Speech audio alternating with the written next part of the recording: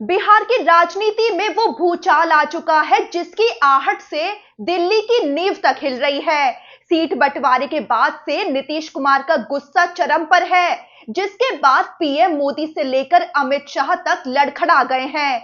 नीतीश कुमार के करीबी नेताओं पर गद्दारी के आरोप लग रहे हैं, जहां विपक्ष अब तक कह रहा था कि नीतीश कुमार की पार्टी जेडीयू को नीतीश के करीबी और बीजेपी के लोगों ने मिलकर हाईजैक कर लिया है।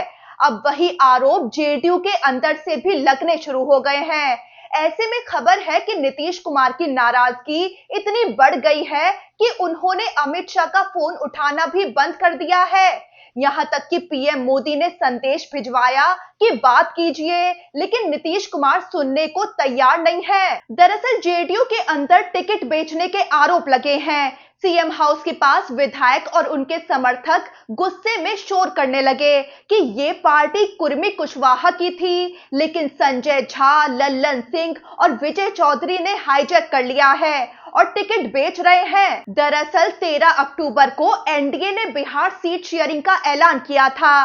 बीजेपी और जेडीयू को बराबर 101 सीटें, चिराग पासवान की पार्टी को 29 सीटें और जीतन राम मांझी और उपेंद्र कुशवाहा की पार्टी को 6 सीटें देने का ऐलान हुआ था। इस ऐलान के बाद बीजेपी के राष्ट्रीय मुख्यालय से ये साफ संदेश मिला कि अब एनडीए में कोई बड़ा भाई नहीं रहेगा। जेडीयू और बीजेपी दोनों जुड़वा पार्टनर माने जाएंगे, यानी प्रतीकात्मक तौर पर भी जेडीयू की वो बड़ी हैसियत खत्म कर दी गई जो उसे 2020 तक हासिल थी। 2020 में जेडीयू 115 सीटों पर लड़ी थी, बीजेपी 110 पर, लेकिन इस बार तो नीतीश कुमार से राय तक नहीं ली गई।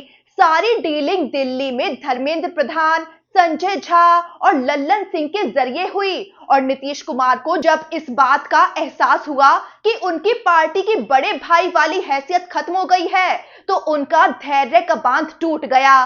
फिर जो हुआ, उसने जेडीयू के अंदर धमाका कर दिया।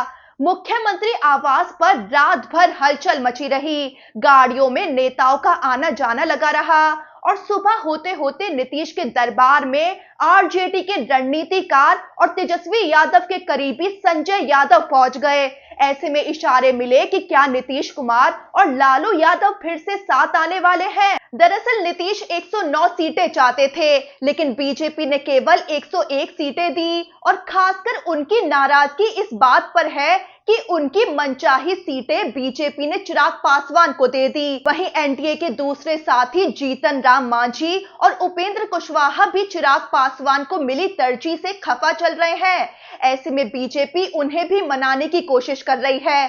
खबर है कि बीजेपी दोनों को एक सीट ज्यादा देने की तैयारी कर रही है, यानी अब 6 के बजाय दोनों को 7 सीटें मिल सकती हैं। उधर इस सब के बीच बीजेपी ने अपनी पहली लिस्ट भी जारी कर दी है, जिसमें साफ कर दिया है कि बीजेपी के 71 उम्मीदवार किस सीट से चुनाव लड़ेंगे।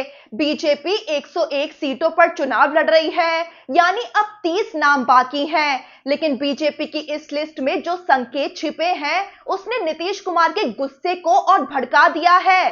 बीजेपी ने अपने दोनों डिप्टी सीएम सम्राट चौधरी को तारापुर और विजय सिन्हा को लखीसराय से मैदान में उतारा है, लेकिन बिहार विधानसभा के स्पीकर नंद किशोर यादव का टिकट काट दिया है, जो 5 बार पटना सिटी से जीतते आए थे। उनकी जगह वकील रत्नेश कुशवाहा को उतारा गया है। कुम्हार के 5 बार के विधायक अरुण कुमार सिन्हा का भी टिकट काट कर संजय गुप्ता को उतारा गया है, जो बीजेपी के प्रदेश महामंत्री रह चुके हैं। वहीं लिस्ट में दोनों डिप्टी सीएम के अलावा 12 मंत्री और 9 महिलाएं भी शामिल हैं। ये सब दिखा रहा है कि बीजेपी एक बड़ी रणनीति के साथ बिहार चुनाव में उतर रही है। अब नीतीश कुमार बीजेपी की इस रणनीति को अपनी पार्टी जेडीयू को कमजोर करने की साजिश के रूप में देख रहे हैं। ऐसे में टिकट बंटवारे के बाद एनडीए की बैठक होनी थी, लेकिन नीतीश कुमार ने साफ मुंह फेर लिया कि अब कोई बैठक नहीं होगी। दिल्ली से लेकर पटना तक अफरा तफरी मची हुई है।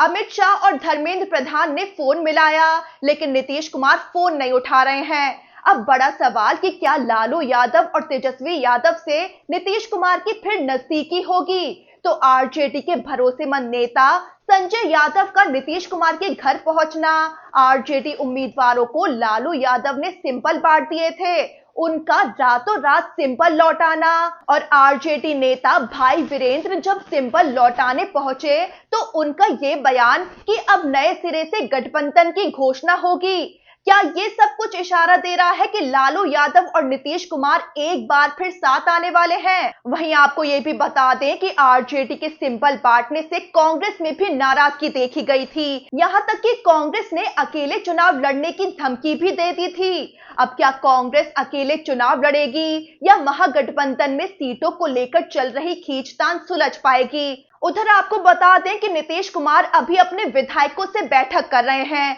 कभी सामूहिक कभी अकेले में। इतिहास गवाह है कि जब भी नीतीश कुमार ऐसा करते हैं मतलब फैसला हो चुका होता है, बस ऐलान बाकी होता है। नीतीश कुमार का ये कदम सिर्फ सीटों का नहीं, सम्मान का सवाल है। उन्होंने एक बार फिर याद दिला दिया है कि केंद्र में बीजेपी उनकी वजह से सत्ता में है और नरेंद्र मोदी उनकी वजह से प्रधानमंत्री बने हैं। अब देखना यह है कि नीतीश कुमार का रुख क्या रहता है। क्या बीजेपी उन्हें मनाने में कामयाब होगी या लालू नीतीश की जोड़ी फिर एक साथ बिहार के सियासी मैदान में उतरेगी? और क्या कांग्रेस अकेले चुनाव लड़ेगी या महागठबंधन में सीटों पर फंसा पेच सुलझ पाएगा?